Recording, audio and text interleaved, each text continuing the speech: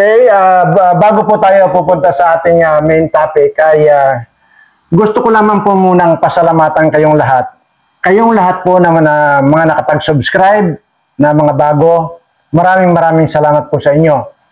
At gusto ko lamang pong sabihin sa inyo na lahat po ng mga pangalan ninyo, nakalista po lahat yan. At hindi po mawawala yung inyong mga pangalan dyan. At hindi rin po mawawala sa inyo, yung inyong pinasubscribe. Ayan po. At dahil po dyan ay maraming salamat po. At bagamat marami pa rin po yung mga hindi talaga nakakakuha. At sa sobrang excited siguro. At nakakalimutan na yung pindot yung bill at saka yung all. Tatlo lang po yung dapat niyong isipin. Subscribe, pindot ang subscribe, pindot ang bill, pindot ang ano to? Sabi to, yung all. Ayan. Di pa ba? At masasayang po yan kasi oras po kasi na mali na yung isusunod ninyo, burado na po lahat yan. Kaya iwasan nyo po na mag-send ng mali. Iwasan nyo po yun dahil yung una pong isinend ninyo na tama, mabubura na po yan. Pero hindi naman po dahil doon sa bill, kundi po doon po sa kung ano-ano mga sinasabi, magpapadala kayo ng link, ng kung ano-anong link dyan na kung sino-sino, kani-kaninong video, yun po ang burado po lahat yan, kahit na kung pa. Ano na po yun, kabubuhan na po yun, hindi ba? Kaing-ingan na po yun. Magpapadala kayo ng link ng, hindi ko naman sinabing magpadala kayo ng link ko. Ay ako nga may gawa ng video, papadala nyo pa sa akin ng link.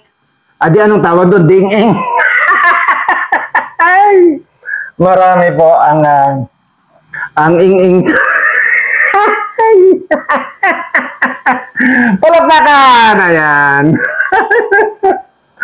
At wala po yung tagapalakpak kasi nga po medyo nasira po yung aking tagapalakpak. Kaya walang nagpapalakpak. Ayan. At ayusin lang po natin. Ano po, basta ang sa akin lang po ay maraming salamat po doon sa nagtitiwala at magtitiwala. At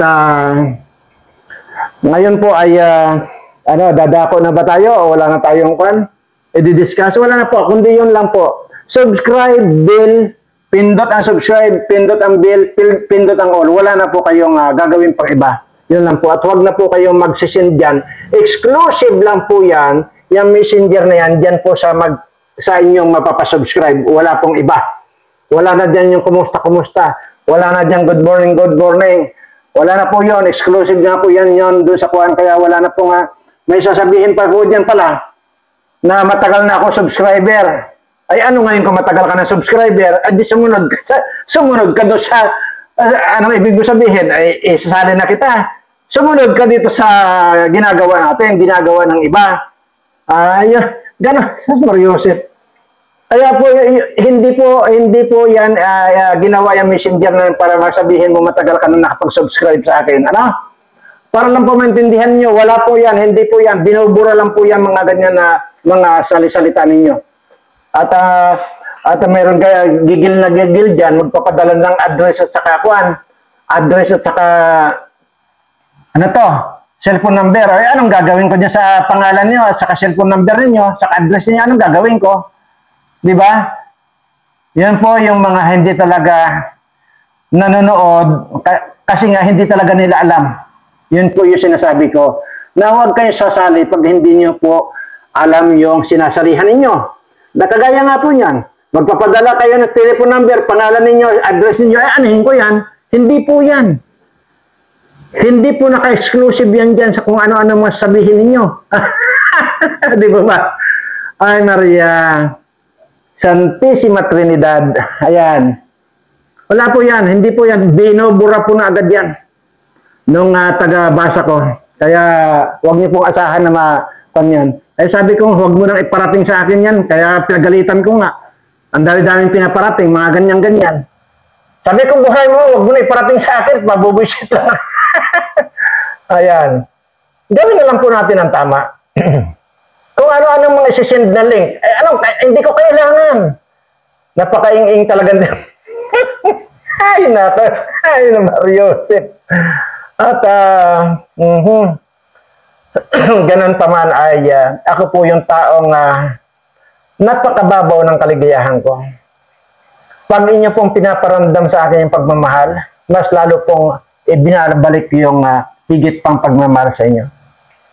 Katunayan, ito po yung topic natin ngayon. Pagkatapos lang po. Pero bibigyan ko lang po kayo ng konting background. Noon pong lumitaw yung balitang gira-gira na yan. Noon pong lumitaw na anumang oras magkakagira na. Ano po ba yung sabi ko sa inyo? Hindi po ba't ang sinasabi ko, lahat po na subscriber ko, yung pong gusto, ay iipunin ko kayo at dito ilalagay ko kayo dito sa safety kayo na hindi kayo mapapahamak. At yun nga pong sinasabi dyan ng mga virus na yan or mga kung ano-anong lason na pakakawalan ng China na yan kung sakasakalit magkagira. Ay hindi po ba't meron din ako itinuro dyan kung sakasakali. Pero sabi ko nga kung talagang gusto ninyo, magsama-sama po tayo rito. Hindi pa rin po nawawala yung sinasabi kong yun. Nandun pa rin po yun.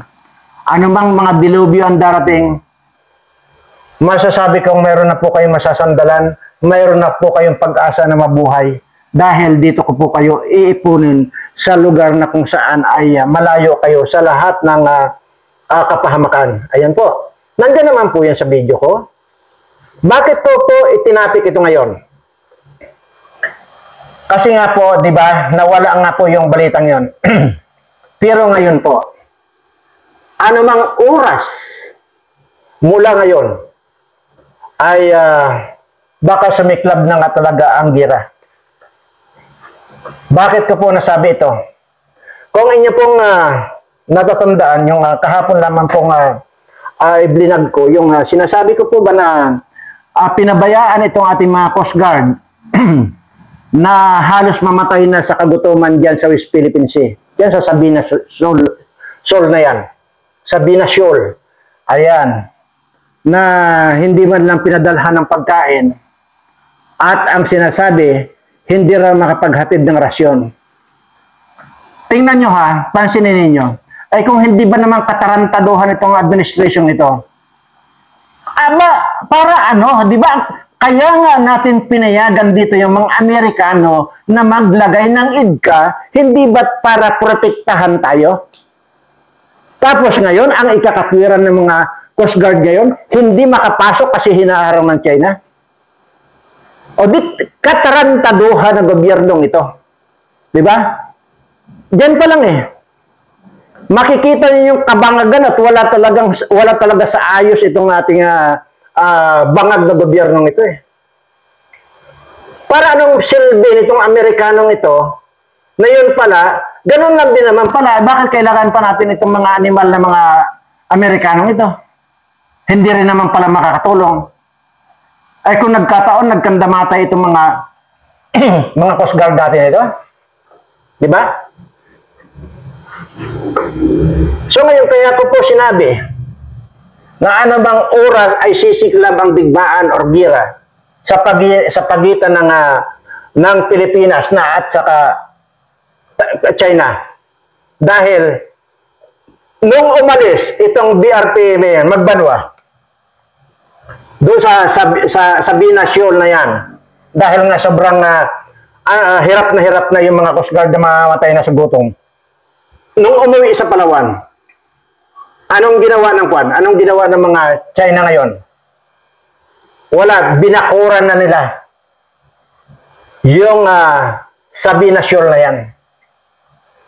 Na yan po ay napakalapit po yan sa Palawan. Binakuran na nila. So, ibig sabihin talagang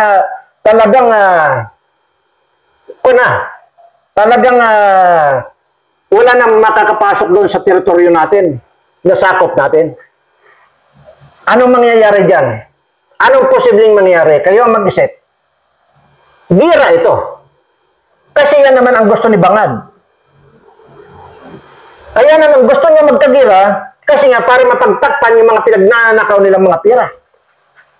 Mapagtakpan itong pensan niya na bilyones ang kinulimbat itong animal na ito. Kasama na dyan itong mga congressman nila na mga nakadikit sa kanila. Isa na dyan si mukhang daga na congresswoman na yan na dating sumasakay ng bisikleta, ngayon ay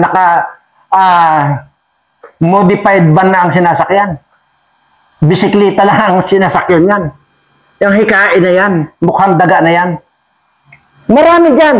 Yung mukhang ulupong dyan, na congressman, sapin-sapin ang kaso sa ombudsman. Wala na halos makikitang mga malinis dyan. Yung daga na yan, yung mukhang yung hikain na yan, mayroon din palang kaso sa ombudsman yan. See?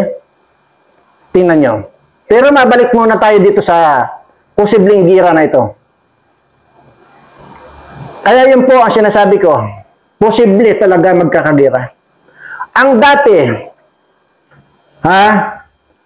China at Taiwan yan. Yan ang original. China at Taiwan. Tapos ngayon, pinapasok natin dito yung mga Amerikano para magbase dito kasi yung mga Amerikano na yan tutulong sa Taiwan. Anong kinalaman natin yung away ng Taiwan at saka China na yan? Damay tayo dito. Yun. Ngayon, kahit masabihing Taiwan at saka China ang maglalabanan, laging kasama tayo sa away. Kasi nga, nandito yung IDCA. Nandito yung mga Amerikano na kakampi dyan sa Taiwan. So, anong unang bubombahin? Sa halip na unang bombahin ng Taiwan, tayo ang pupulpugin dito. Para lang po malaman ninyo, mga kababayan. Ganyan yan. Pag pinulpog tayo rito, akala nyo may matitira dito? Wala po. Kung ang China gagamit ng lason, yung mga kanayan, yung mga gagamitin nila, hindi naman bala na ang gagamitin eh. Puro nuclear yan ang gagamitin. Ano ang may dudulot na sama itong nuclear nito? Radiation. Anong ibig sabihin pagka-radiation yan? Abay, lahat ng kaloob-looban ng katawan mo papasukin yan, lahat yan na tutunawin yan ng radiation. Hindi lang yun. Posible pa na maglalagay sila diyan sa kanila ng chemicals diyan sa armas na yan. Na kapag kasinabog diyan, sasabog diyan ang lason. Sasabog ang virus. Tingnan mo, hindi na isip itong Bangag na ito na talagang ipinapahamak niya ang buong Pilipino. Lahat ng Pilipino papahamak talaga niya. Kasi unang-una mga kababayan, itong mga hayop na ito, oras na nagkaroon ng gira, tatakbo lang itong mga animal na ito. Lilipad lang yan. Sa ibang bansa, mga hayop na yan. Kaya nga lahat yan may mga bahay na eh. Lalo na yung Saldico na yan, may bahay na. Bilyones ang nakakarga na kaso niya sa ombudsman. Itong si Saldico na, ito, assistant ni aso ni Romualdez. Yan po. Tingnan nyo. Sino ang matitira dito? Ito na namang mga mahihirap kong mga kababayan ang matitira dito.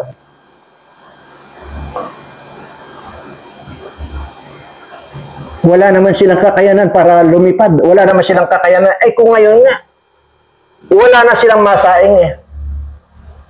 Ano pa kaya kung magkagira yan? At nagpakawala ang China ng mga virus na yan at mga laso na yan. Saka ng nuclear weapon na yan. Ano mangyayari sa mga kababayan natin? Sa inyo. Ano mangyayari sa inyo? Ako kahit na dual citizen ako ng isang bansa, hindi ko nasasabihin kung anong bansa. Kung paano nagkaroon ako ng dual citizen sa bansa na yan. Anumang oras pwede akong lumipad. Kung sakasakalit may gira. Pero dito niyo po makikita, sa halip na yun ang iisipin ko, na kapag ka nag-gira, lilipad lang ako doon sa bansa na kung saan ay dual citizen ako. Mas pinili ko mag-develop ng paglalagyan ko rito sa lahat ng mga naniniwala sa akin. Mas pinili ko yun. Ang ibig pong sabihin yan, kahit na pwede akong lumipad anumang oras, hindi ko gagawin yun na iiwanan ko itong aking mga kababayan.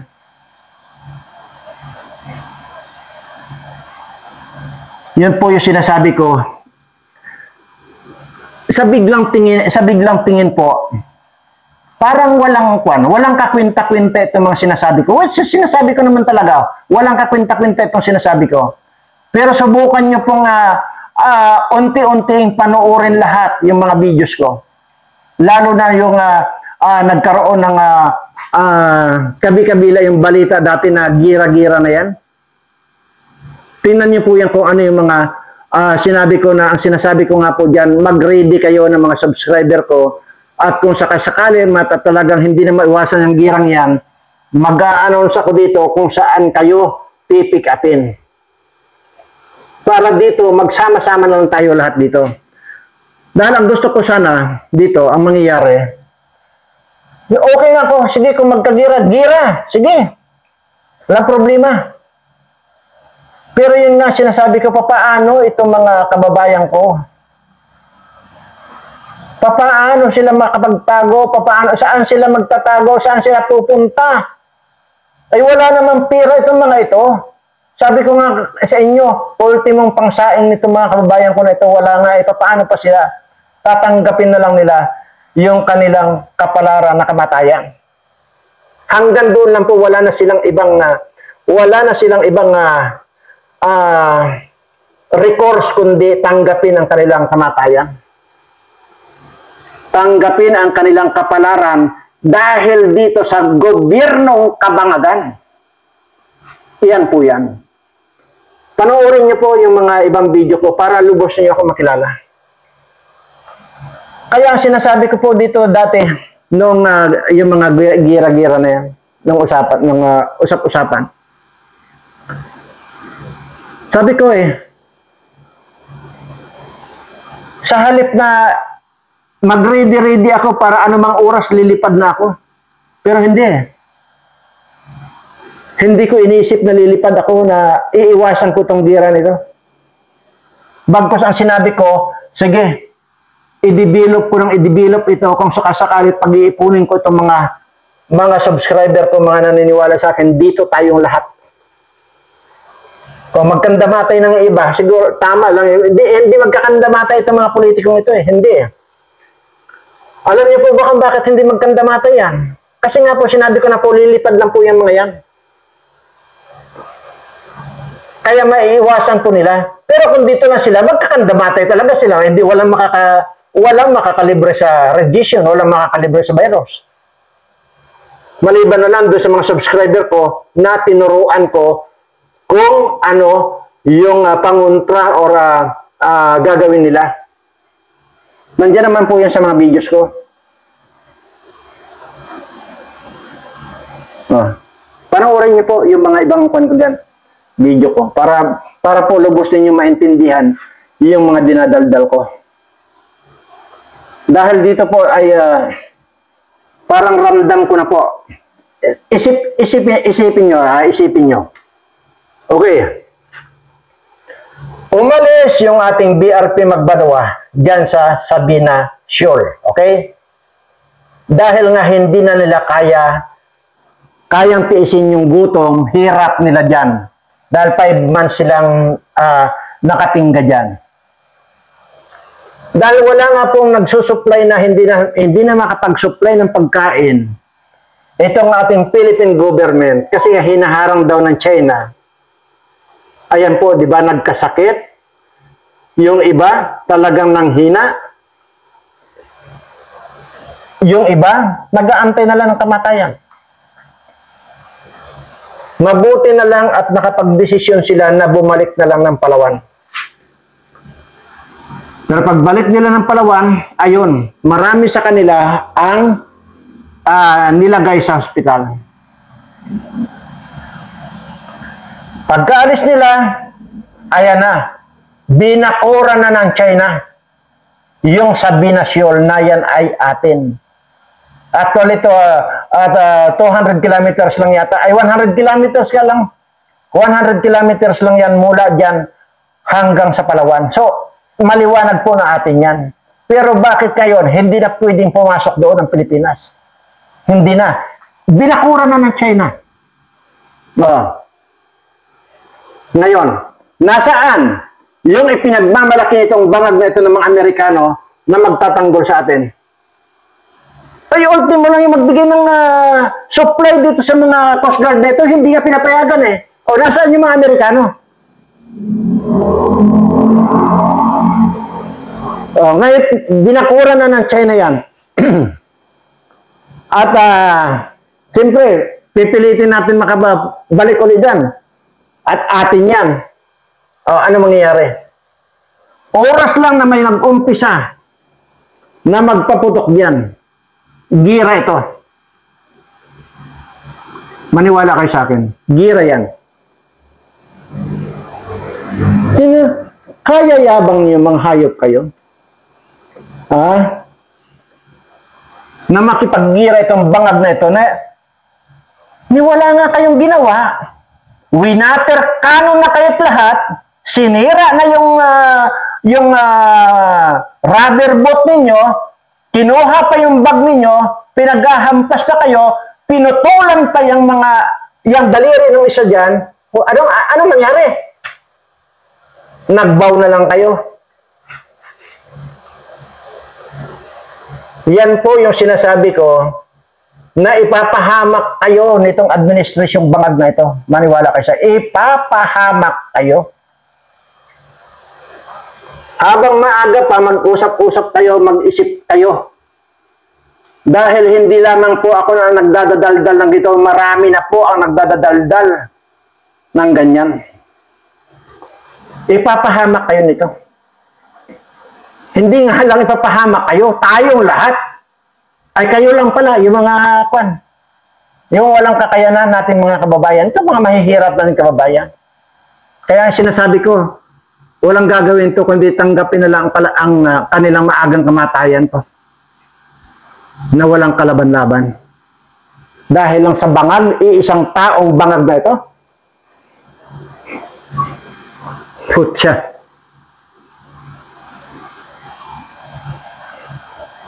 Tandaan po ninyo. Kunin ninyo. Magmasid kayo mga kababayan. Huwag kayong tutulog-tulog. Makinig po kayo sa balita.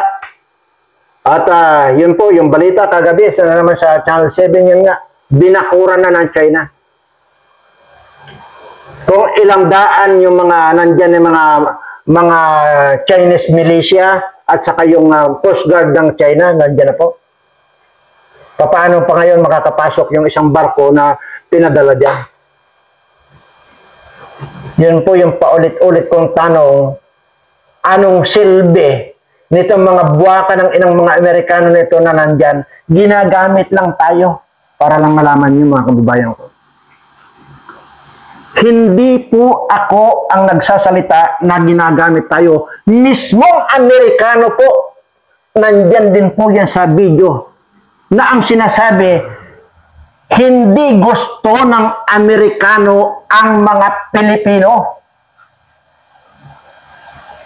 Tahasang sinabi niya, ginagamit lang ang mga Pilipino.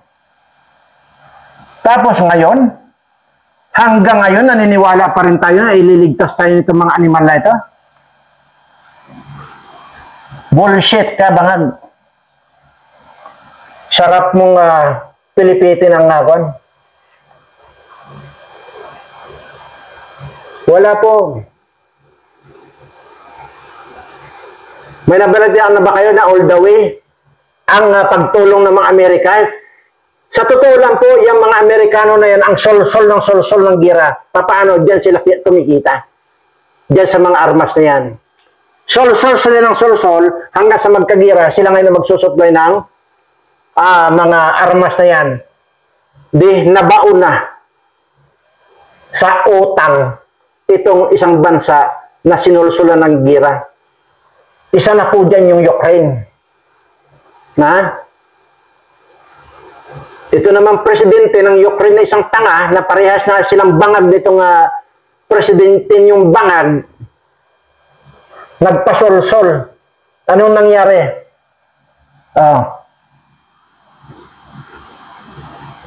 Kahit pa kanyan, ilang na kanyan, lahat ng mga kikitain ng Ukraine government, lahat yan napupunta sa Amerika dahil dyan sa mga isinupply nilang mga armas na yan.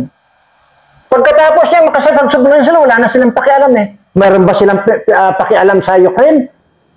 Hanggang sol-sol lang sila. Dito, maniniwala kayo rito, natutulungan tayo ng Amerika. So,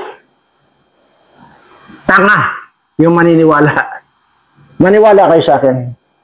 Kaya dito, ang mangyayari dito ngayon, buntot mo, hila mo. Yan ang totoo dyan. Kaya ito, nakikinakinita ka na. Oras na sumabog yung gira na yan. Siguradong napakarami nating mga kababayan ang dadapa na wala silang kamalay-malay. Ngayon pa lang kung iniisip ko yan, grabe. Walang ko dyan. Puro sol-sol lang ang Amerika. Maniwala kayo sa akin. Wala tayong mapapala dyan sa totoo lang. Ang problema nga lang, talagang kumita itong bangag na ito.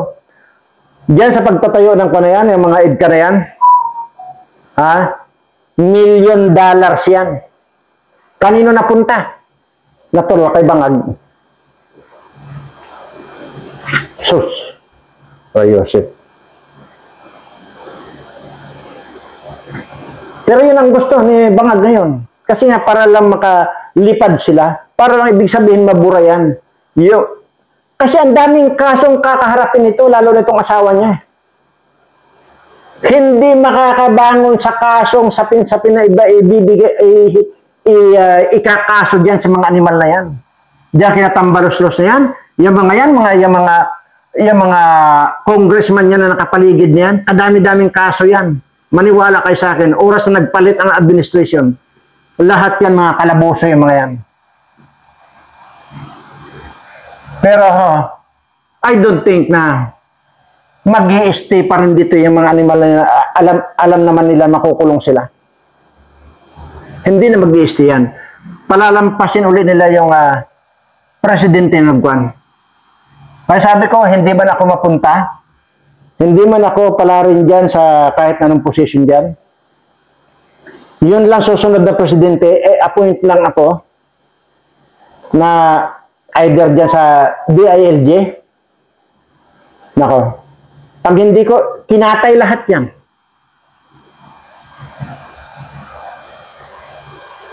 Nako. Kaya sabi ko nga bago pa na mangyari yon, ay palalakihin ko na itong kwan ko. Palalawakin ko itong crocodile farm ko rito. Dahil lahat yan, kailangan na hindi ba sayang mga yan.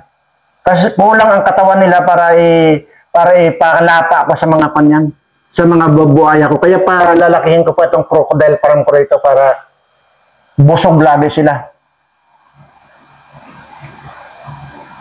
Lahat yan. Maniwala kayo sa akin. I-appoint lang ako. Sabi ko nga, hindi ko kailangan na matagal. 1 hanggang 2 buwan lang. Yun lang sinasabi ko. Hindi ko kailangan magtatagal pa. Puta. Pinagagawa niya. 1 araw lang yan Ilan lang ba yung mga kawatan niya? Ilan yung mga kawatan niya yan? Padalahan mo yun ng mga tigsa 10 kwan yan. Tigsa 10 tao yan. Bahay nila. Isa-isa sabay-sabay yan. Nirat-rat yan, mga hayop na yan. Di patay na. Tapos lahat ng mga kanila, katawan nila dito, ihulog dito sa mga dito sa basement ko kasi nandito yung mga buhaya ko. Kaya nga paluluwangin ko pa ito bago mapalitan ng administration.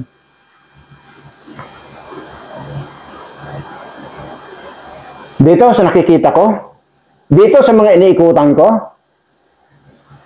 kulang yung buhay ninyo para pagbayaran ninyo itong mga pinapahirapan ninyo mga kababayan ko.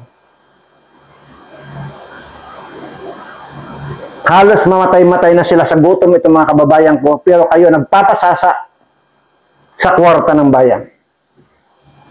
Nasaan ang mukha ninyo? May mukha pa ba kayo?